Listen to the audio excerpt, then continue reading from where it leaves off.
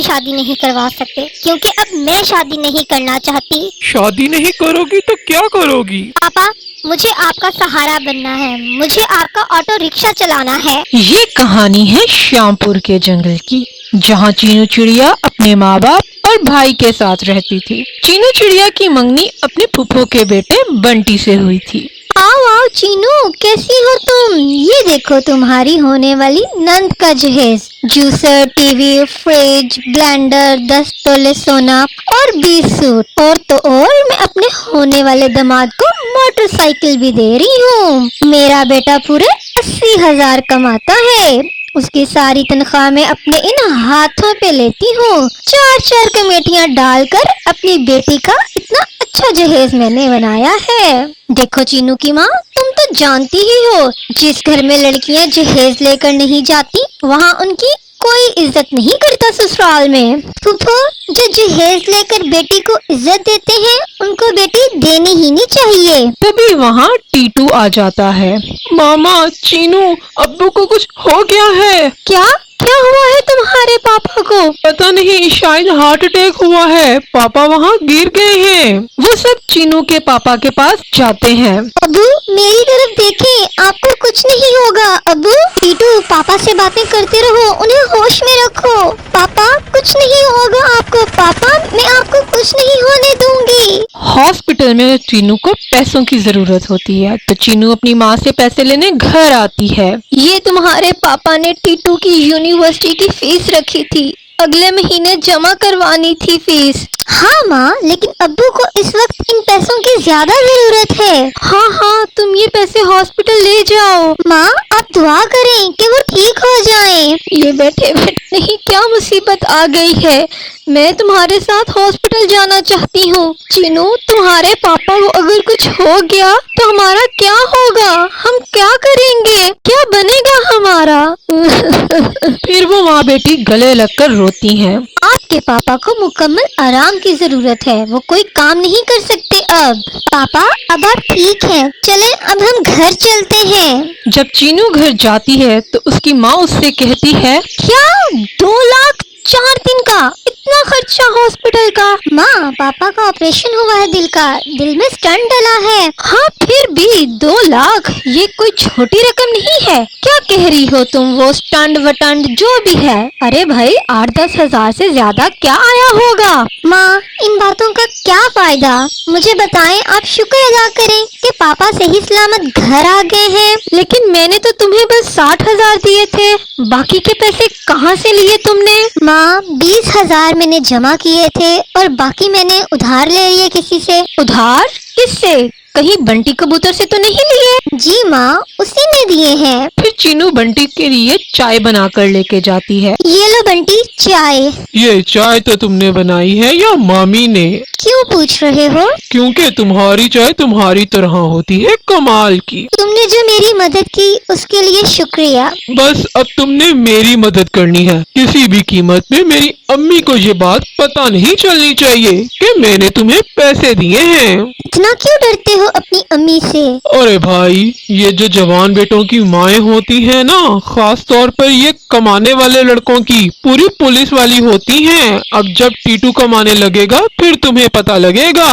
हाय, बस टीटू की जॉब लग जाए किसी तरह। चीनू का भाई अपनी माँ से पैसे मांगता है। हद हो गई है, बाप बीमारी की हालत में बिस्तर पर पड़ा है और तुम्हारी अय्याशी भी खत्म नहीं हो रही। माँ, बस 2,000 की तो बात है, दे देना, वरना मुझे मेरे दोस्तों के सामने बड़ी बेइज्जती हो जाएगी। 2,000 तो क्या, मैं तुम्हें 200 भी नहीं दे सकती, मेरे पास कुछ नहीं है तुम्हें देने को। मैं तो कहती हूँ अब तुम ये दोस्तियाँ और पढ़ाई छोड़कर कहीं काम ढूंढो। जब तक कोई काम नहीं मिलता, बेहतर है अपने पापा का ऑटो रिक्शा ही चला लो। माँ, आप ये कैसी बातें कर रही हैं? मैं रिक्शा चलाऊंगा, मैं BBA 3rd ईयर का ब्राइट स्टूडेंट, ये रिक्शा चलाएगा, ये खटारा रिक्शा? माँ, कभी ये सोचिएगा भी मत। तुम्हारी फीस देने के पैसे अब हमारे पास नहीं है, जो कुछ भी था तुम्हारे पापा के इलाज में लग गया। जब से होश संभाला है, एक दिन भी ऐसा नहीं देखा कि इस घर में पैसों के लिए शोर ना पड़े। टीटू पास पड़ा हुआ ग्लास दूर फेंककर वहाँ बदतमीजी से चला जाता है। चीनू ये सब बातें सुन लेती है। ये क्या पागल हो गए हो तुम जाहिल कहेंगे। रात को जब सब खाना खा रहे होते हैं तो चीनू के पापा उसकी मामा से पूछते हैं, अरे चीनू की माँ, तुम घर का खर्चा कैसे चला रही हो? आपके रिक्शे का मीटर तो रुक गया है जी, लेकिन घर के खर्चे का मीटर धड़ाधड़ चल रहा है और ऊपर से महंगाई इतनी होती जा रही है कि बस ना पूछें। तभी चीनू बोलती है, माँ, अब्बू को कुछ चाहिए तो नहीं खाने को? ये सब बातें छोड़ दें। सोनी कबूतरी बस एक बार ही आई थी हॉस्पिटल, घर नहीं आई वो मेरा पता करने। आना चाहिए था उसे। हाँ, आना तो चाहिए था उसे, लेकिन अब मैं कुछ कहूँगी तो आपको बुरा लगेगा और चीनू को भी। अब जब मेरी बहन सोनी कबूतरी आएगी तो मैं उसे कहूँगा कि कब तक उसके आसरे अपनी बेटी को बिठा के रखूं। अब तो मेरी जिंदगी का भी कुछ पता नहीं, कब चला जाऊं मैं। हाँ, आना तो चाहिए था उसे, लेकिन अब मैं कुछ कहूँगी तो आपको बुरा लगेगा और चीनू को भी। अब फूफो आए भी तो अब आप उनसे मेरी शादी की बात नहीं करेंगे। ये तुम्हें क्या हुआ है? किस तरह की बातें कर रही हो? अब फूफो आए भी तो अब आप उनसे मेरी शादी की बात नहीं करेंगे। शादी करना नहीं चाहती तो 4 साल से क्यों बिठा के रखा हुआ है? शादी तो उनके अच्छों को भी करवानी पड़ेगी। माँ, अब तो उनके अच्छे भी शादी नहीं करवा सकते, क्योंकि अब मैं शादी नहीं करना चाहती। शादी नहीं करोगी तो क्या करोगी? पापा, मुझे आपका सहारा बनना है, मुझे आपका ऑटो रिक्शा चलाना है। सोनू, माँ मर गई, मेरी माँ मर गई। माँ मेरी आवाज सुनो, मैं फिर कभी जुआ नहीं खेलूंगा। माँ, फिर कभी आपको तंग नहीं करूंगा, एक बार उठ जाओ ना माँ। सोनी कबूतरी के 2 बेटे थे, एक का नाम था सोनू और दूसरे का नाम था बंटी। सोनू बड़ा था और बंटी छोटा। वो कबूतरी अपने छोटे बेटे से तो बहुत खुश थी, जबकि उसका बड़ा बेटा सोनू अपनी माँ को हर वक्त तंग करता था। वो अपनी माँ का कोई भी कहना ना मानता था। सोनू, ये फल बहुत मीठा होगा और नरम भी, हम ये फल माँ के लिए ले जाते हैं। माँ के तो दांत भी नहीं है, माँ ये नरम और मीठा फल देख के बहुत खुश होगी। कल भी माँ के लिए भोजन मैं ही लेके गया था, अब रोज मैंने ठेका नहीं ले रखा। आज तुम्हारी बारी है, तुम जानो और तुम्हारा काम, मैं तो ये फल खुद खाऊंगा। ऐसा कहते हुए वो सोनू कबूतर फल खा जाता है। शाम को माँ के लिए वो सूखे चने लेके चला जाता है। सोनू बेटा, तुम तो जानते हो मेरे दांत नहीं है, मैं कैसे ये सख्त चने चबाऊंगी? माँ जी, सोनू को एक नरम और मीठा फल मिला था, मैंने इसको कहा कि हम माँ के लिए ले जाते हैं, पर ये खुद ही खा गया। माँ, ये झूठ बोल रहा है, वो फल तो कड़वा था बहुत, इसलिए वो फल मैं आपके लिए नहीं लाया। दूसरे दिन वो दोनों भाई फिर से खाना लेने जाते हैं। रास्ते में सोनू कबूतर एक जगह बैठ जाता है। सोनू भाई, यहाँ क्यों बैठ गए हो? चलो, हमें दूर जाना है, वक्त जाया ना करो। आज तुम अकेले ही चले जाओ बंटी, मैं थक गया हूँ, मैं यहाँ सोने लगा हूँ। बंटी अपने बड़े भाई सोनू कबूतर को समझाता है, पर उस पर कोई असर नहीं होता। फिर बंटी कबूतर अकेला ही भोजन लेने चला जाता है। जैसे ही बंटी जाता है, सोनू कबूतर अपनी बीड़ी निकालता है और उसे सुलगाते हुए कहता है, वाह वाह, क्या बीड़ी है, मजा ही आ गया। दूर से कालू कौवा और चीनू चिड़िया सोनू को देख रहे थे। चिड़िया बहन, जरा देखो तो, सोनी कबूतरी का बेटा बीड़ी पी रहा है। ये अभी से बीड़ी पीने लग गया है, इतनी छोटी उम्र में? चलो, हम इसकी माँ को जाके बताते हैं। आंटी, हमने देखा कि आपका बेटा सोनू कबूतर दरख्त के नीचे बैठा बड़े स्टाइल से बीड़ी पी रहा था। क्या मेरा सोनू कबूतर बीड़ी पी रहा था? ये सोनू तो मेरी जान निकाल कर रहेगा। जैसे जैसे बड़ा हो रहा है, ऐसे ही उसकी आदतें बिगड़ रही हैं। मैं क्या करूं इसका, समझ नहीं आती मुझे। चिड़िया और कौवा अभी वहाँ ही बैठे हुए थे कि सोनू और बंटी कबूतर भी घर आ जाते हैं। सोनू, कहाँ थे तुम? माँ, मैं तो बंटी के साथ ही था, और कहाँ था? क्यों भाई बंटी, सोनू तुम्हारे साथ ही भोजन लेने गया था। बंटी चुप रहता है। आज तुमने बीड़ी पी है क्या? इस मोटी चिड़िया और गंदी आंखों वाले कौवे ने बताया होगा आपको। चलो भागो मेरे घर से। यहाँ क्या कर रहे हो? मैं बीड़ी पीऊं या कुछ भी, तुम्हें क्या तकलीफ है? तुम कौन हो मेरी माँ को आके बताने वाले? निकलो मेरे घर से। तुम जैसे बुरे पंछी एक ना एक दिन सब गवा देते हैं और फिर बहुत पछताते हैं, पर तब बहुत देर हो जाती है। ये कहते हुए चिड़िया और कौवा वहाँ से चले जाते हैं। माँ, सोनू कबूतर हर रोज रास्ते में जाकर बैठ जाता है और मेरे साथ खाना लेने नहीं जाता। तुम्हें तो मैं कल पूछूंगा बंटी। बेशरम, बदतमीज होता जा रहा है दिन ब दिन। अपनी माँ का तो ख्याल कर, कैसे मेरे सामने जुबान चला रहा है और छोटे भाई को धमकी भी दे रहा है। जो भोजन बंटी अपने माँ के लिए लाया था, माँ उसमें से थोड़ा सोनू को दे देती है। ये लो, खा लो थोड़ा सा। मुझे पता है तुम भूखे होगे और तुमने कुछ खाया भी नहीं होगा। और फिर सोनू बहुत बेशर्मी से वो भोजन खा जाता है। बुलबुल की बेटी चंदा नदी पे बैठी पानी पी रही थी कि सोनू वहाँ आता है। वो थोड़ा दूर बैठकर सीटियाँ बजाने लगता और गाना गाने लगता है।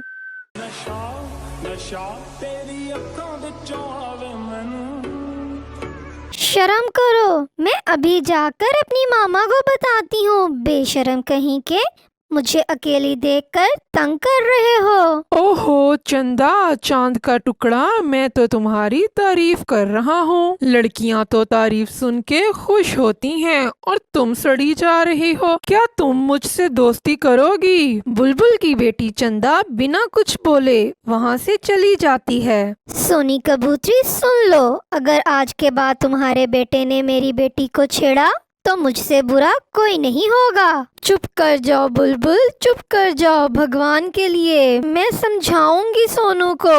आज के बाद वो उस नदी की तरफ नहीं जाएगा। आपसे विनती है, आप बस किसी दूसरे पंछी को ये मत बताना। पूरे जंगल को आपके बेटे के कारनामों का पता है। आप उसे रोक लें। अगर वो बाज ना आया तो हम सब पंछी मिलकर उसकी हड्डी पसली तोड़ देंगे। फिर कुछ दिनों बाद सोनू मिट्टू के बेटे को मारता है और उसका बाप उसकी माँ को आकर सब बताता है। ऐसे ही सोनू रोज किसी न किसी तरह अपनी माँ को तंग करता रहता। हर रोज कोई ना कोई नया काम ही करता। सोनू की माँ परेशान रहने लगी थी। सोनू, तुम यहाँ क्या कर रहे हो? चलो घर, तुम्हें माँ बुला रही है। बुलबुल आंटी आई थी, वो तुम्हारी शिकायत लगा के गई हैं। वो मोटी आंटी झूठ बोल रही है, मैंने कुछ नहीं किया। तुम घर तो चलो, माँ पूछ लेंगी तुमसे। ऐसे ही एक दिन सोनू चील के बाग से आम तोड़ता हुआ पकड़ा जाता है। चील उसकी खूब पिटाई करती है। वहाँ से गुजरते हुए चिड़िया और कौवा पास आते हैं। चील बहन, क्या हुआ? इसे ऐसे क्यों मार रही हो? ये शैतान कबूतर हर रोज मेरे बाग के आम खराब करता है। आज मैं इसे मार ही दूंगी। यहाँ तो सोनू कबूतर की कोई एक भी ना चलने वाली थी, इसलिए वो चुप ही रहता है। फिर चिड़िया और कालू कौवा चील से बात करते हैं और सोनू को वहाँ से छुड़वा कर ले जाते हैं। वक्त गुजरता गया और सोनू की बुरी आदतें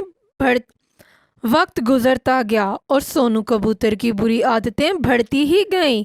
अब तो वो जुआ भी खेलने लगा था। वो वीराने में जाके शैतान कौवों के साथ जुआ खेलता था, जो अब उसकी आदत बन गई थी। फिर एक दिन सोनू की माँ की तबीयत बहुत खराब हो जाती है।